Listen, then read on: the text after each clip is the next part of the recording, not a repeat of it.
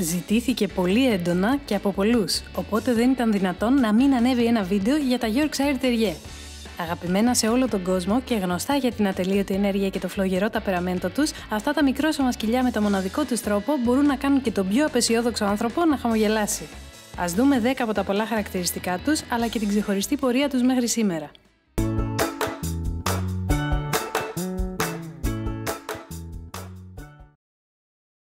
Τα Yorkshire Terrier εμφανίστηκαν το 19ο αιώνα στην Αγγλία. Παρόλη την έγκλη και την γλυκύτητα που περιβάλλει αυτό το σκύλο σήμερα, η αλήθεια είναι πως η ράτσα ξεκίνησε υπό ένα εντελώς διαφορετικό πρίσμα. Ένα πολύ μεγάλο κομμάτι του εργατικού δυναμικού της εποχής δούλευε υπό ιδιαίτερα δύσκολες συνθήκες στα ορυχεία της χώρας, όπως απόλυτο σκοτάδι, τρομερά αυξημένες θερμοκρασίες και άπειρα τρωκτικά. Τα σκυλιά αυτά δημιουργήθηκαν για να κυνηγούν και να σκοτώνουν τα ποντίκια και τους αρουραίους που εμπόδιζαν τους εργάτες να κάνουν τη δουλειά τους. Είχαν ανάγκη μικρόσωμα αλλά δυναμικά σκυλιά με κυνηγετικές ικανότητες και ακούραστο πνεύμα, ώστε να μην διστάζουν να μπαίνουν σε τρύπες, τούνελ και σύραγγες κάθε μεγέθους για να εξολοθρεύουν όλα τα ανεπιθύμητα τρωκτικά που βρίσκονταν εκεί. Στην πορεία, επιχειρηματίες της εποχής και από άλλους κλάδους, όπως για παράδειγμα της υφαντουργίας, αναζητούσαν απεγνωσμένα αυτούς τους μικρούς εξολοθρευτές για να κάνουν και τη ζωή των δικών τους εργατών λίγο πιο εύκολη και παραγωγική. Στη συνέχεια, τα σκυλιά μεταφέρθηκαν και στα σπίτια των ανθρώπων όλων των κοινωνικών στρωμάτων, όπου τα έβαζαν τη νύχτα στα δωμάτια των μικρών παιδιών για να τα προφυλάσσουν από τις επιθέσεις αρουραίων. Η ιδιαίτερη ομορφιά τους και ο έξυπνος και καλός χαρακτήρας τους όμως δεν άργησε να γίνει αντιληπτός και από τις κυρίες της υψηλής κοινωνίας, και έτσι πολύ γρήγορα από τα ορυχεία και τις βιομηχανίες κατέληξε να τριγυρνάει στα καλύτερα σαλόνια της βικτωριανής εποχής. Η ονομασία του τότε ήταν Broken Haired Scots Terrier, δηλαδή σκοτσέζικο τεριέ με μεικτό τρίχωμα. Δεν είναι ξεκάθαρο ακριβώς ποια σκυλιά χρησιμοποιήθηκαν ώστε να βγει η συγκεκριμένη ράτσα, αλλά οι περισσότερες πηγές υποδεικνύουν 3 σκοτσέζικα τεριέ: το Black and Tan, το Paisley και το Skye Terrier, όπου το τελευταίο είναι και το μόνο από τα 3 που υπάρχει μέχρι και σήμερα. Κάποιοι υποστηρίζουν πως η ράτσα έχει γονίδια και από το Waterside Terrier, αλλά και το Maltese. Επειδή όμως όλη η εξέλιξη της ράτσας έγινε στην περιοχή Yorkshire της Αγγλίας, τελικά το 1870 ονομάστηκαν Yorkshire Terrier. Ένα από τα πρώτα και πιο σημαντικά σκυλιά για τη διαμόρφωση της ράτσας γεννήθηκε το 1865, λεγόταν Huddersfield Ben και έγινε πασίγνωστο γιατί κέρδισε στη ζωή του παραπάνω από 70 βραβεία σε αγώνες, εκθέσεις και σόου σκύλων της εποχής. Τα Yorkshire Terrier στην ενηλικίωσή τους δεν ξεπερνούν σε ύψος τα 18 εκατοστά και φτάνουν περίπου τα 3,5 κιλά. Το μέσο προσδόκιμο ζωής τους είναι 12 με 15 έτη, όμως όπως σε πολλές μικρόσωμες φυλές σκύλων παρατηρούνται συχνά σκυλάκια μεγαλύτερων ηλικιών όπως 17 και 18 χρονών. Το τρίχωμά τους είναι ίσιο, μακρύ και με ταξένια. Αποτελείται από ένα στρώμα τρίχας, δεν μαδάει σχεδόν καθόλου και από πολλούς θεωρείται αντιαλλεργικό. Το χρώμα του τριχώματός τους είναι ένα γκρι-μπλε σκούρο σε συνδυασμό με καφέ αποχρώσεις ή με χρυσές. Χρειάζονται καθημερινό χτένισμα, εκτός και αν το τρίχωμά τους συντηρείται σε κοντό μήκος. Εξίσου σημαντική είναι η υγιεινή του προσώπου τους, δηλαδή να καθαρίζεται με ένα υγρό πανάκι όταν λερώνεται και να κόβονται λίγο οι τρίχες γύρω από τα ματάκια τους για να μην εμποδίζουν την όρασή τους.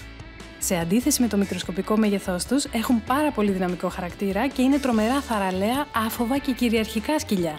Λατρεύουν τα παιχνίδια και έχουν ανάγκη την εκτόνωση. Τείνουν να συνδέονται περισσότερο με ένα μέλος της οικογένειας, αλλά αναπτύσσουν εξαιρετική σχέση με όλους.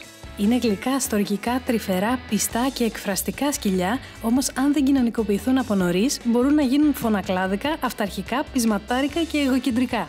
Είναι πολύ έξυπνα και πανεύκολα μπορούν να εκπαιδευτούν από τον ιδιοκτήτη τους, αφού κάθε μορφή αλληλεπίδρασης που μπορούν να έχουν μαζί του είναι γι' αυτά η απόλυτη έννοια της ευτυχίας. Δεν αντέχουν να μένουν πολλές ώρες μόνα τους, έχουν ανάγκη την ανθρώπινη παρέα. Είναι προσαρμοστικά σκυλιά που μπορούν να ζήσουν σε μικρά ή μεγάλα σπίτια άνετα και οι ανάγκες γυμναστικής τους ώστε να είναι υγιεί είναι λίγες. Έχουν μόνιμα όρεξη και ενέργεια για νέες περιπέτειες και το μέγεθός τους τα κάνει εύκολους συνταξιδιώτες για οποιοδήποτε προορισμό. Είναι ευαίσθητα στις καιρικές συνθήκες και στον πολύ ήλιο ή στη δροσιά χρειάζονται την ανάλογη προστασία. Ένα χαρακτηριστικό που συναντάται συχνά στα Yorkshire είναι ότι γαυγίζουν αρκετά. Ο δυναμισμός τους και η έντονη προσωπικότητά τους, σε συνδυασμό με την ικανότητά τους να είναι τρομεροί φύλακες, τα κάνουν σκυλιά που δύσκολα θα υπάρχουν απαρατήρητα κάπου μες στο σπίτι. Πολλοί ιδιοκτήτες επιλέγουν τη συγκεκριμένη ράτσα συνειδητά και για λόγους ασφαλείας. Μπορεί να μην έχουν τη σωματική διάπλαση για να εξολοθρεύσουν κάποιο εχθρό μεγαλύτερο του μεγέθους τους, όμως δεν θα αφήσουν τίποτα και κανένα ήχο στο σπίτι τους να περάσει απαρατήρητος, καθιστώντας τις πιθανότητες να πλησιάσει κάποιος εισβολέας πολύ μικρότερες, αφού αν αισθανθούν κίνδυνο, κυριολεκτικά θα χαλάσουν τον κόσμο. Η ιδιοσυγκρασία τους δεν στερείται τίποτα από αυτή ενός μεγαλόσωμου σκύλου. Δεν θα διστάσουν να προστατεύσουν με κάθε μέσο τον ιδιοκτήτη ή το σπίτι τους από οτιδήποτε κρίνουν επικίνδυνο. Ένα ωραίο παράδειγμα έγινε στο New Jersey στην Αμερική το 2013, όταν ο μικρός Τζο κυνήγησε μια ολόκληρη αρκούδα προκειμένου να τη διώξει από το σπίτι του. Όπως στους ανθρώπους, έτσι και στα σκυλιά, οι ήρωες δεν κρίνονται από το μέγεθος. Το 1944, στο Δεύτερο Παγκόσμιο Πόλεμο, κάποιοι στρατιώτες της αεροπορίας βρήκαν στη ζούγκλα της Νέας Γουινέας εγκαταλελειμμένο ένα ταλαιπωρημένο πολύ μικρόσωμο Yorkshire Terrier, το οποίο πήραν μαζί τους και πούλησαν αργότερα έναντι ενός εξευτελιστικού ποσού σε ένα δεκανέα που λεγόταν William ή Bill Wynn. Αυτός προθυμοποιήθηκε να την κρατήσει και την ονόμασε Smokey.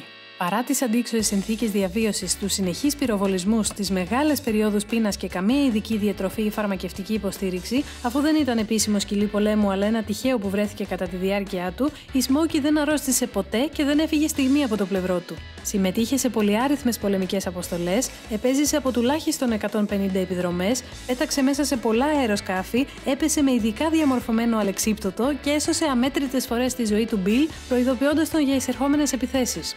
Παρασημοφορήθηκε με 8 μετάλλια πολέμου για την ανδρεία που επέδειξε σε διάφορες περιστάσεις και αργότερα αναγνωρίστηκε επίσημα ως ήρωας πολέμου. Αυτό έγινε μετά από μια προσπάθεια αποκατάστασης των επικοινωνιών μιας αεροπορικής βάσης για συμμαχικά αεροσκάφη στις Φιλιππίνες, που οι στρατιώτες έπρεπε να περάσουν ένα καλώδιο μέσα από έναν αγωγό 21 μέτρων με διάμετρο μόλις 20 εκατοστών. Για να το καταφέρουν, θα έπρεπε να σκάβουν μέρες και κατά πάσα πιθανότητα να εκτεθούν στον εχθρό. Η Smokey, μέσα σε μόνο μερικά λεπτά, με τα ενθαρρυντικά λόγια του αφεντικού της, κατάφερε να περάσει το καλώδιο που ήταν δεμένο στο κολάρο της στην άλλη άκρη του αγωγού και να σώσει και την αποστολή και όλους τους στρατιώτες. Στην πορεία του πολέμου, ο Bill αρρώστησε βαριά και οι φίλοι του έφεραν στο νοσοκομείο τη Smokey για να του κάνει παρέα. Η ψυχολογική βοήθεια που του προσέφερε ήταν τόσο σημαντική για την επιτυχή ανάρρωσή του, που ο διοικητής του νοσοκομείου επέτρεψε την παραμονή της εκεί και μάλιστα άρχισαν να χρησιμοποιούν τη σκυλίτσα και σε άλλους ασθενείς του κέντρου. Αυτό οδήγησε στο να αναγνωριστεί η Smokey επίσημα ως το πρώτο καταγεγραμμένο θεραπευτικό σκυλί στον κόσμο. Μετά το πέρας του πολέμου, ο Bill τη μετέφερε λαθρέα πίσω στην πατρίδα μαζί του. Έγιναν διάσημοι, ταξίδεψαν σε όλο τον κόσμο και εμφανίστηκαν σε περισσότερες από 40 τηλεοπτικές εκπομπές. Προς τιμήν της, στέκεται ένα άγαλμα στην περιοχή Cleveland στο Οχάιο και την απεικονίζει μέσα σε ένα στρατιωτικό κράνος, όπως και άλλα 11 αγάλματα που υπάρχουν διασκορπισμένα σε διάφορα σημεία του κόσμου για αυτήν. Η Smokey θεωρείται ο λόγος που η συγκεκριμένη ράτσα έγινε παγκοσμίως γνωστή. Όπως έχει αναφερθεί και σε άλλα βίντεο, τα ιδιαίτερα μικρόσωμα σκυλιά διατρέχουν πολύ αυξημένο κίνδυνο μιας πληθώρας ανομαλιών και σοβαρών προβλημάτων υγείας, αλλά και αρκετά μικρότερο προσδόκιμο ζωής σε σχέση με τα υπόλοιπα. Παρ' όλα αυτά, τα Yorkshire Terrier είναι από τα σκυλιά που έχουν κρατήσει πολλές φορές το ρεκόρ του πιο μικρόσωμου σκύλου στον κόσμο. Παραδείγματα αυτών είναι η Θαμπελίνα, που μέχρι το 1995 κρατούσε το παγκόσμιο ρεκόρ με ύψος 14 εκατοστών και βάρος 567 γραμμαρίων, ο Big Boss από το 1995 μέχρι το 2002 με ύψος 12 εκατοστών και βάρος 480 γραμμαρίων και το αποκορύφωμα η Σίλβια το 1945 που δεν έφτανε ούτε τα 6,5 εκατοστά και ζύγιζε μόλις 113 γραμμάρια. Τέλος, το πιο πρόσφατο που κέρδισε το ρεκόρ, το 2012, είναι η Lucy με ύψος 14,5 εκατοστά και βάρος 113 γραμμάρια. Αντίθετα με την επικρατούσα άποψη, όπως αναφέρουν πολλοί εκτροφείς, τα Yorkshire δεν είναι μόνο γυναικεία σκυλιά. Η πιο ενδιαφέρουσα αναφορά έχει γίνει από την πρώην πρόεδρο του Yorkshire Terrier Club της Αμερικής, την Cheryl Rangel, η οποία είπε πως τα τελευταία 30 χρόνια που εκτρέφει τη συγκεκριμένη ράτσα συναντάει πολύ συχνά το ίδιο φαινόμενο. Έρχονται ανδρόγυνα να αγοράσουν ένα σκυλάκι και όταν ζητάει την άποψη του συζύγου, αυτός είναι συνήθως αποστασιοποιημένος, δηλώνοντας ότι το σκυλί θα είναι της γυναίκας του και όχι δικό του, διότι αυτός προτιμά κάτι πιο μεγάλο και δυνατό και με συνοπτικά λόγια ένα αληθινό σκυλί. Για παράδειγμα, ένα λυκόσκυλο ή ένα Rottweiler. Οπότε την απόφαση της επιλογής την αφήνει με τα χαράς στη σύζυγό του. Όταν περνούν μερικοί μήνες και η Cheryl παίρνει το τυπικό τηλέφωνο στους πελάτες της για να επιβεβαιώσει ότι όλα πηγαίνουν καλά, ένα μεγάλο ποσοστό των φορών μαθαίνει ότι το Yorkshire έχει επιδείξει αδυναμία στον άντρα, έχουν δημιουργήσει ιδιαίτερο δεσμό μεταξύ τους και τελικά σύζυγος και σκυλί έχουν γίνει αχώριστοι. Τα κουτάβια όταν γεννιούνται είναι σχεδόν μαύρα. Αυτό οφείλεται σε μια μορφή μελανίνης που παράγουν τα κύτταρα του σώματός τους, την ευμελανίνη, που είναι υπεύθυνη για το μαύρο χρώμα τους. Καθώς το ζώο μεγαλώνει, μειώνεται η παραγωγή της ευμελανίνης στο τρίχωμά τους και το χρώμα τους ανοίγει, παίρνοντας τις γνωστές αποχρώσεις της ράτσας. Αυτό συμβαίνει συνήθως περίπου μέχρι τον τρίτο χρόνο της ζωής τους. Πολύ σπάνια όμως, κάποια σκυλάκια δεν καταφέρνουν να αποκτήσουν την κανονική τελική όψη τους, αλλά παραμένουν μαύρα και το δευτερεύον χρώμα τους αποκτά μια σχεδόν κοκκινοπή απόχρωση. Αυτά τα σκυλιά είναι γνωστά ως Red-Legged Terrier. Επίσης, έχουν πιο κυματιστό τρίχωμα και όχι εντελώς ίσιο και η υφή του δεν είναι όσο απαλή και μεταξένια είναι κανονικά. Αυτό το φαινόμενο συμβαίνει γιατί ένας σκύλος έχει τη δυνατότητα να κληρονομήσει γονίδια των προγόνων του ακόμα και 5 γενναίες πίσω. Οπότε είναι πιθανό και πολλές φορές πάνω από τις δυνατότητες του κάθε εκτροφέα να μην γνωρίζει ολόκληρο το γενεαλογικό δέντρο κάθε προγόνου του κουταβιού. Παρόλο που τα συγκεκριμένα σκυλιά θεωρούνται καθαρό αίμα, δεν γίνονται αποδεκτά από τους κοινολογικούς οργανισμούς που έχουν αυστηρές προδιαγραφές για την κάθε ράτσα. Το 1984 γεννήθηκε ένα Yorkshire που ονομάστηκε Schneeflocken von αυτό, με ιδιαίτερα και διαφορετικά μπλε, άσπρα και χρυσά σημάδια στο τρίχωμά του. Άρεσε υπερβολικά πολύ στους εκτροφείς του, τον κύριο και την κυρία Beaver, που μη θέλοντας να αποκτήσουν παιδιά, η αγάπη και το έργο ζωής τους ήταν αυτά τα σκυλιά. Έτσι, αποφάσισαν να φτιάξουν από αυτό μια ολοκαίνουργια ράτσα. Με πολύ προσεκτικές και επιλεκτικές διασταυρώσεις, κατάφεραν να δημιουργήσουν τα γνωστά έως σήμερα Beaver Terrier. Είναι κομψά τρίχρωμα σκυλιά, τα οποία μοιράζονται φυσικά άπειρες ομοιότητες με τα Yorkshire Terrier, όμως αποτελούν την πρώτη ράτσα που πιστοποιήθηκε καθαρόαιμη με επιστημονικές μεθόδους και όχι μέσω της κλασικής τεκμηρίωσης του pedigree. Μέσω αυτών έχει αποδειχτεί ότι έχουν ένα μοναδικό γονίδιο στο αίμα τους που δεν έχουν τα Yorkie. Όπως τα περισσότερα μικρόσωμα σκυλιά, έτσι και τα Yorkshire έχουν ιδιαίτερη ευαισθησία στα δόντια και στα ούλα τους και πρέπει να βουρτσίζονται από μικρή ηλικία για να μειωθούν οι πιθανότητες να χαλάσουν ή να πέσουν στην πορεία της ζωής τους.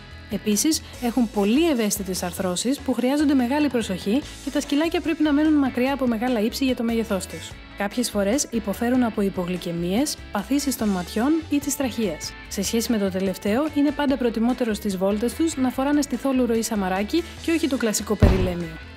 Τέλος, ένα ποσοστό των Yorkshire εμφανίζουν προβλήματα στο πάγκρεας ή στο σηκώτη τους. Ο κτηνίατρός σας πρέπει να γνωρίζει όλα τα ιατρικά τεστ και τις σχετικές εξετάσεις που υπάρχουν για την έγκαιρη διάγνωση και την αντιμετώπιση τους. Ευχαριστούμε που παρακολουθήσατε το βίντεο και ελπίζουμε να σας άρεσε. Σε αυτή την περίπτωση παρακαλούμε να το κάνετε like και να εγγραφείτε στο κανάλι μας γιατί θα ακολουθήσουν πολλά και ενδιαφέροντα βίντεο ακόμα.